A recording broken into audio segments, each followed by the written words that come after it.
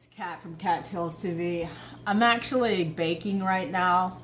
I had a little problem with some sugar cookies, but what are you gonna do? So I am, if you hear the ticking in the background, that's my little hen, my little clock. I'm letting some cookies bake in the oven. Hopefully these come out okay. I put too big of a scoop onto the cookie sheet, so it became a flatbread. For giggles, I might show you it later. But I wanted to do a video about UFC 219 because I did watch some of the clips, and I just have to give my 2 scoops. Khabib is an amazing fighter.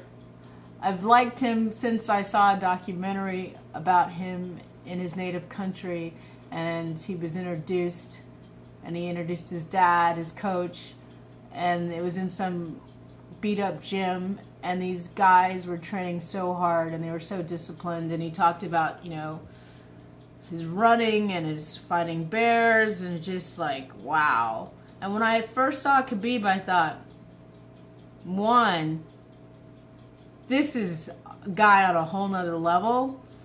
He's hungry, he's very disciplined, and his faith is number one. And he can't be seduced by Hollywood, which is kind of cool. So I thought, this guy, he's hungry.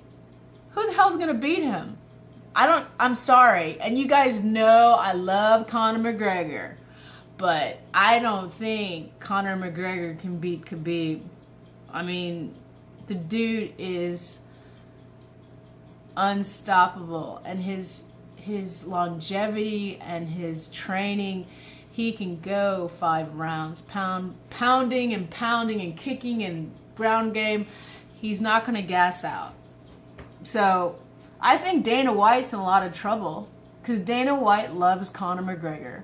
Dana White's weakness is Conor McGregor, just like it was Ronda Rousey. He bet the farm on both, and when Ronda Rousey lost, Dana lost his mind. But he had Conor, and Conor was able to make a lot of money and take away some of the focus from Ronda Rousey leaving. But, you know, Ronda Rousey was a great marketing tool. She could make a lot of money because people thought she was very beautiful. You know, you had that selling point, the sexy, you know, fighter chick. And then you have somebody like Cyborg, who's like very high level of testosterone. Let's just leave it at that. She's a champion. She's not going to have the same selling point as a Ronda Rousey or a Miesha Tate. And one thing about Miesha Tate, she's pretty smart to get out of this game when she did. Smart woman. For Holly Holmes is a great fighter. I think she's a great role model. I love the way she treats her fans, and I have to give credit to Cyborg, because after the fight, you know, she went over to everyone in Holly Holmes' corner, was very gracious, and you know, she seems like a very cool person in regards to how she handled it, you know, winning and not being, you know, nasty. So the whole thing is like, Dana likes to control things, and he likes to have his favorites. And Cyborg and Khabib, he can't control. They're not the same type of marketing phenoms that Conor McGregor is and Ronda Rousey was. So now he's got to do something completely different. And also, if you listen to Khabib after the press conference, he said, hey, I want a fight in Russia. I can bring more fans to UFC, to Eastern Europe. And he wants a seat at the table. He wants to negotiate. He wants to be a baller. He's going to be another type of Conor McGregor businessman, you know, threat to Dana. And I don't see Dana warming up to Khabib. You know what I'm saying? You got to understand something, too. Can we talk? Dana's tight with Trump. You know, Trump's, you know, let's just, how do we say this? Trump is very racist against certain people, certain religions, and Khabib is in one of the religions that Trump seems to discriminate against. So that might be a very interesting situation in regards to, you know, UFC having more fighters coming in and or fighting in, you know, a country like Russia. I mean, I know Trump's tight with Russia, but do you understand the Muslim issue? Because, you know, Trump keeps trying to ban Muslims in America. So on multiple levels, this whole thing is like a good political soap opera and business soap opera.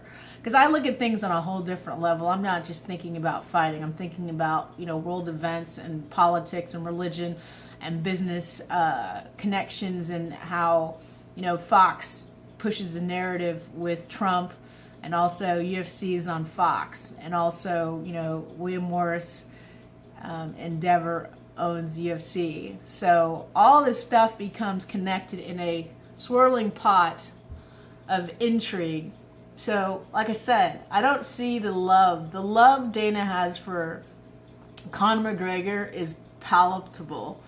He loves Conor McGregor. Conor McGregor is like a moneymaker, you know, Celtic pride kind of thing, you know, white Irish. He's a hell of a marketing tool. You know, everyone loves, not everyone, a lot of people love Conor McGregor, and Conor McGregor came on the scene at the right time. But all I can say is right now,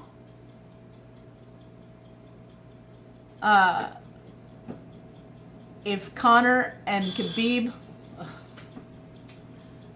hopefully my cookies are done. Oh my God. Oh, I think there's something wrong in the, oh my God. There's something wrong with the recipe. Jesus. Oh my God. I think the oven's running too hot. My cookies are destroyed, y'all. My cookies are destroyed. So anyway, you want to see this disaster?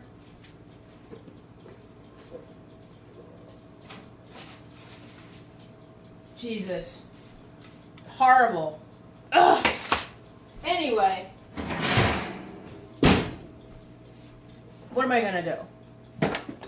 Well, I think the problem was I used anise and it made it. I used this and I think it changed I shouldn't have done it. It actually tastes good.